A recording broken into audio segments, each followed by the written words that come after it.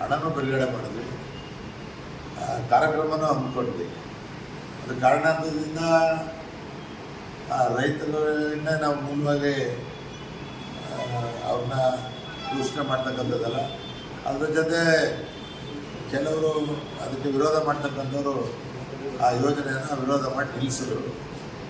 ಆ ಸಂದರ್ಭದಲ್ಲಿ ನಾನು ಅಸಹಾಯಕನಾದೆ. ಸೊ ಅದನ್ನು ಮಾಡಲಿಕ್ಕೆ ಆಗಲಿಲ್ಲ. ಮತ್ತು ಅದಾದ ನಂತರ ಇದಕ್ಕೆ ಹೆಚ್ಚಿಗೆ ನೀರು ಕೊಡಲಿಕ್ಕೆ ನಾವೇನೋ ಆಗ್ಮಾಡ್ತೀವಿ ಮಾಡೋದ್ರಿಂದ ಅವತ್ತು ನಾನು 1 ಮೀಟ್ರನ್ನ ಈ ಕೆರೆ 499 ಹೆಕ್ಟರ್ ಇದೆ ಕೆರೆ, ಸುಮಾರು 1250 ಎಕರೆ. ಅದರಲ್ಲಿ ನೀರನ್ನು ಪ್ರತ್ಯೇಕವಾಗಿ ಕುಡಿಯೋ ನೀರಿಗೆ ಅಂತಲೇ ಪ್ರತ್ಯೇಕವಾಗಿ ತಗೊಂಡಿದ್ವಿ. ಸುಮಾರು 0.3 TMC ನೀರನ್ನ ತಗೊಂಡು ಪುತ್ತೂರು ನಗರಕ್ಕೆ ಕುಡಿಯೋದಕ್ಕೆ ಮತ್ತು ಅಚ್ಚುಕಟ್ಟಿಗೆ ಎರಡಕ್ಕೂ ಸೇರಿ ತಗೊಂಡಿದ್ದೆ. ಅಚ್ಚುಕಟ್ಟು ಆಗ್ತದೆ ಅಂತ ಅಚ್ಚುಕಟ್ಟಿತ್ತು, ಇಲ್ಲ ಅಂತೇನಿಲ್ಲ. ಬಟ್ ಈ ನೀರಿಂದ ಅಚ್ಚುಕಟ್ಟು ಕೊಡ್ತೀವಿ ಅಂತಕ್ಕಂಥದ್ದು ಇರಲಿಲ್ಲ. ಇದನ್ನು ಕುಡಿಯೋ ನೀರಿಗೂ ಅಂತಲೇ ಸ್ಪೆಸಿಫಿಕ್ಕಾಗಿ ತಗೊಂಡ್ವಿ. ಇದೇನಾದ್ರು ಆ ಯೋಜನೆ ಬರೆದಿದ್ರೆ ಅಚ್ಚುಕಟ್ಟು ನಡೀತಾನೆ ಇರಲಿಲ್ಲ. ಬರಗಾಲ ನೀರು ಬರ್ತಿರಲಿಲ್ಲ, ಮಳೆ ನೀರೇ ನಾವು ಆಶ್ರಯ ಮಾಡ್ತಾಯಿದ್ವಿ. ಕೆರೆಗಳು ತುಂಬ ಬಂದಾಗ ಬರೋದು ನೀರು ಅಷ್ಟೇ. ಸೊ ಶಾಶ್ವತವಾಗಿರಬೇಕು ಅಂತೇಳಿ ಆ ಯೋಜನೆ ತಗೊಂಡ್ಬಂದ್ವಿ. ಅನಿವಾರ್ಯ ಕಾರಣಗಳಿಂದ ನಿಂತು ಮತ್ತು ಕುಡಿಲಿಕ್ಕೆ ಮೂಲಭೂತ ಸೌಕರ್ಯ ಕೊಡಬೇಕು. ಅದಕ್ಕೆ ಸಂಬಂಧಪಟ್ಟ ಅಧಿಕಾರಿಗಳನ್ನ ನನ್ನ ಜೊತೆ ಇಟ್ಕೊಂಡಿದ್ದೀನಿ. ಅದರ ಬಗ್ಗೆ ನಿಮ್ಗೆ ಏನಾದರೂ ಸಂಶಯ ಅಥವಾ ಅನಾನುಕೂಲ ಆಗಿದರೆ ಅದನ್ನು ಪರಿಹಾರ ಮಾಡ್ಕೊಳ್ಳೋಕೆ ಉದ್ದೇಶದಿಂದ ಇವತ್ತು ಒಂದು ಸಂದರ್ಶನವನ್ನು ಏರ್ಪಡಿಸಿದ್ದೀನಿ.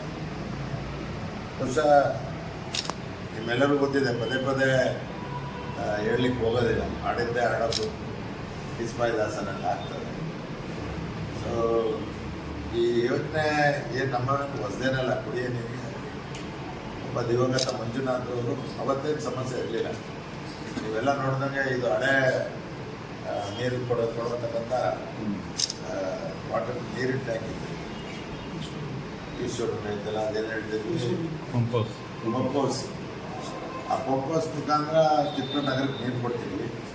ಜನಸಂಖ್ಯೆ ಬೆಳೆದಂಗೆ ಬೇರೆ ಬೇರೆ ವ್ಯವಸ್ಥೆ ಮಾಡಬೇಕನ್ನೋದು. ಅದಕ್ಕೆ ಒಬ್ಬ ಮಂಜುನಾಥ್ ಅವರು ಪ್ರಾರಂಭ ಮಾಡಿದಾಗ ನಾನು ರಾಜಕೀಯವಾಗಿ ಅಲ್ಲೇ ಪ್ರಬುದ್ಧವಾಗಿ ಬೆಳೀತಾ ಇದ್ದೆ. ಹುಲ್ಕಟ್ಟೆ ಹತ್ರ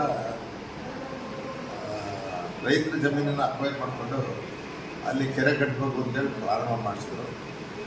ಆವಾಗ ಅಲ್ಲಿ ರೈತರೆಲ್ಲ ನನ್ನ ಮನೆಗೆ ಬಂದು ಈ ಥರ ಎಲ್ಲ ಮಾಡ್ತಿದ್ರೆ ನಾವು ಜಮೀನು ಕಳ್ಕೊಂಡು ಎಲ್ಲಿ ಹೋಗ್ಬೇಕು ಅಂತಕ್ಕಂಥ ಪ್ರಶ್ನೆ ಬಂತು. ಅವಾಗ 3 ಇದಕ್ಕೆ ಯೋಜನೆ ಮಾಡಿದ್ರು. ಒಂದು ನಮ್ಮ ಶಬಿ ಅವರಿದ್ದರು, ಮತ್ತು ಅರಸೀಕೆರೆ, ನೊಣವಿನಕೆರೆ, ತುಮಕೂರು, ತಿಪ್ಟೂರು 3ಕ್ಕೆ ಕುಡಿಯೋ ನೀರಿನ ಒಂದು ಯೋಜನೆಯನ್ನು ಪ್ರಾರಂಭ ಮಾಡಿದ್ವಿ. ಆವಾಗ ರೈತರೆಲ್ಲ ಒತ್ತಾಯ ಮಾಡೋದಕ್ಕೆ ಪರ್ಯಾಯವಾಗಿ ನಮ್ಮ ಹತ್ರ ವ್ಯವಸ್ಥೆ ಇದೆ, ಇದ್ದಾಗ ಯಾಕೆ ನೀವು ರೈತರು ಜಮೀನು ಮಾಡ್ತೀರ ಅಂತೇಳಿ ನಾನೇ ಸ್ಥಳಕ್ಕೆಲ್ಲ ಕರ್ಕೊಂಡು ಹೋಗ್ಬಂದು ಈಶ್ವರ ಕೆರೆಯನ್ನು ಮೂಲವಾಗಿಸ್ಕೊಂಡು ಪ್ರಾರಂಭ ಮಾಡಿದ್ವಿ. ಜನಸಂಖ್ಯೆಗೆ ಅನುಗುಣವಾಗಿ ಅವತ್ತಿನ ಇದಕ್ಕೆ ನೀರನ್ನ ಕೊಡ್ತಕ್ಕಂಥದ್ದು. ಇತ್ತೀಚೆಗೆ ಬರೀ ನಮ್ಮ ಕ್ಷೇತ್ರದಲ್ಲ, ಇಡೀ ರಾಜ್ಯದಲ್ಲಿ, ರಾಷ್ಟ್ರದಲ್ಲೇ ಕುಡಿಯೋ ನೀರಿನ ಕೊರತೆ ಬಂದಾಗ ಹೊಸ ಯೋಜನೆಗಳನ್ನು ಪ್ರಾರಂಭ ಮಾಡಿದ್ವಿ. ಸೊ ಆ ಪ್ರಕಾರವಾಗಿ ಈಶ್ವರ ಕೆರೆ ನೀರು ಸಾಕಾಗೋದಿಲ್ಲ, ಜನಸಂಖ್ಯೆ ಬೆಳೆದಿದೆ. ಇವತ್ತಿನ ಅಂಕಿ ಸಂಖ್ಯೆ ತಂದಾಗ ಸುಮಾರು 1 ಲಕ್ಷ ಜನಸಂಖ್ಯೆ, ಫ್ಲೋಟಿಂಗ್ ಎಲ್ಲ ಸೇರ್ತಾ ಇನ್ನೂ ಜಾಸ್ತಿ ಆಯಿತು. ಸೊ ಅದರಿಂದ ಚಿಂತನೆ ಮಾಡಿ ನಾನು ಮೊದಲನೇ ಬಾರಿ ಶಾಸಕನಾಗಿದ್ದಾಗ ಪ್ರಯತ್ನ ಮಾಡಿದ್ದೆ.